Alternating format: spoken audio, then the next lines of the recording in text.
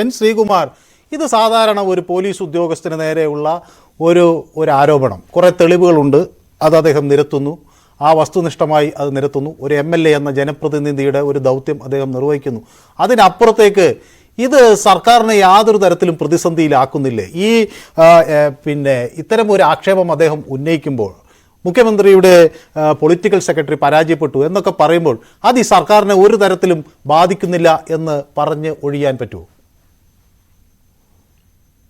അല്ല, ശ്രീ PV അൻവർ ഇന്ന് ഉന്നയിച്ച ആരോപണങ്ങൾ മുഴുവൻ, ഇന്നലെയും ഇന്നും ആയിട്ടൊക്കെ ഉന്നയിക്കുന്ന ആരോപണങ്ങൾ മുഴുവൻ ഗവൺമെന്റിനെതിരാണ്, സംശയമില്ലാത്ത കാര്യമാണ്. പക്ഷെ അദ്ദേഹം CPM-ന്റെ നേരിട്ടുള്ള MLA അല്ലല്ലോ. അദ്ദേഹം ഒരു കക്ഷിരഹിത MLA വേണമെങ്കിൽ നമുക്ക് സാങ്കേതികമായിട്ട് പറയാം. CPM പിന്തുണയുള്ള സ്വതന്ത്ര MLA ആണ് അദ്ദേഹം. അപ്പൊ അതുകൊണ്ട് പാർട്ടിയുടെ ചട്ടക്കൂടിനുള്ളിൽ നിന്നുകൊണ്ട് ശ്രീ അൻവർ പറയണം എന്നില്ല. പക്ഷെ അതുകൊണ്ട് ഒരു രസകരമായ വസ്തുത എന്താണെന്ന് വെച്ചാൽ, അദ്ദേഹം ഇന്ന് പറഞ്ഞ കാര്യത്തിലൊക്കെ അദ്ദേഹം മുഖ്യമന്ത്രിയെ ചില സമയത്ത് തലോടുന്നുണ്ട്. അതായത് മുഖ്യമന്ത്രിയെ ഇങ്ങനെ എന്താ കൊലച്ചുതിക്ക് വിട്ടുകൊടുക്കാൻ ഞാൻ സമ്മതിക്കില്ല, അതുപോലെ മുഖ്യമന്ത്രിയെ മോശപ്പെടുത്താൻ സമ്മതിക്കില്ല എന്നൊക്കെ അദ്ദേഹം പറയുന്നുണ്ട്. അപ്പൊ ഇങ്ങനെ പറയുന്ന അൻവർ തന്നെ ഒരു ഘട്ടത്തിൽ പറയുന്നത് പാർട്ടിയും മുഖ്യമന്ത്രിയും മറുപടി പറയേണ്ട ഘട്ടം എത്തി എന്ന് പറഞ്ഞിട്ടുണ്ട്. അപ്പൊ പാർട്ടിയും മുഖ്യമന്ത്രിയും മറുപടി പറയേണ്ട ഘട്ടം എത്തി എന്ന് പറയുമ്പോൾ ഇത് അൻവറിന്റെ വ്യക്തിപരമായ എന്തെങ്കിലും, അദ്ദേഹത്തിന്റെ വ്യക്തിപരമായി നേരിട്ട എന്തെങ്കിലും അസ്വസ്ഥതയുടെ ഭാഗമായിട്ടുള്ളതായിട്ട് കണക്കാക്കാൻ പറ്റില്ല.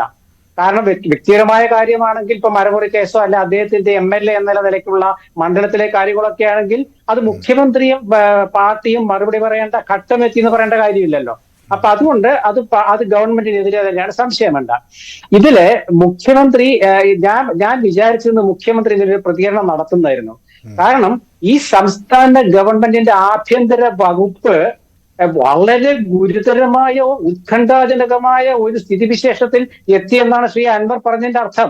എന്ന് വെച്ചാൽ ക്രമസമാധാന ചുമതലയുള്ള ADGP-യെ കുറിച്ച് വളരെ ഉത്കണ്ഠാജനകമായ ആരോപണമാണ് അദ്ദേഹം ഉന്നയിച്ചിട്ടുള്ളത്.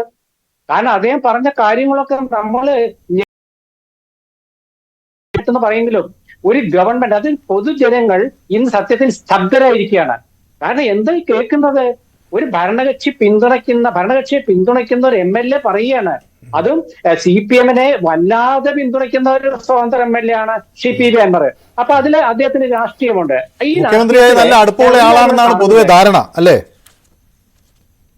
അല്ല, അത് മുഖ്യമന്ത്രി അടുപ്പമുള്ള ആളാണെന്നുള്ള ധാരണ മാത്രമല്ല, അത് പലപ്പോഴും ആ ധാരണ ശരിയാണെന്ന് വ്യക്തമാക്കിയിട്ടുണ്ട്. കാരണം അൻവറിന് ഉണ്ടായിട്ടുള്ള ചില പിന്തുണകൾ, പാർട്ടി പല ഘട്ടത്തിൽ അദ്ദേഹത്തിന് നൽകുന്ന പിന്തുണ നമ്മൾ കണ്ടിട്ടുള്ളതാണ്. KT ജലീലിനും PV അൻവറിനും ഒക്കെ പാർട്ടി കൊടുത്തിട്ടുള്ള പിന്തുണ നമ്മൾ നിസ്സാരമായിട്ട് കാണാൻ പറ്റില്ലല്ലോ. അപ്പൊ ആ പിന്തുണ അദ്ദേഹം ആസ്വദിച്ചിട്ടുണ്ട്. കാരണം നിയമസഭയിലെ VD സതീശനെതിരെ 150 കോടി രൂപയുടെ ആരോപണം ഉന്നയിച്ച കഥ അറിയാമല്ലോ. അപ്പൊ അതൊക്കെ അൻവറിന് പാർട്ടി പിന്തുണയൊക്കെ ഉണ്ട്. പക്ഷെ ഇപ്പോ അദ്ദേഹം പ്രതിക്കൂട്ടി നിർത്തിയിരിക്കുന്നത് സത്യത്തിൽ മുഖ്യമന്ത്രിയുടെ ഓഫീസിനെയാണ്.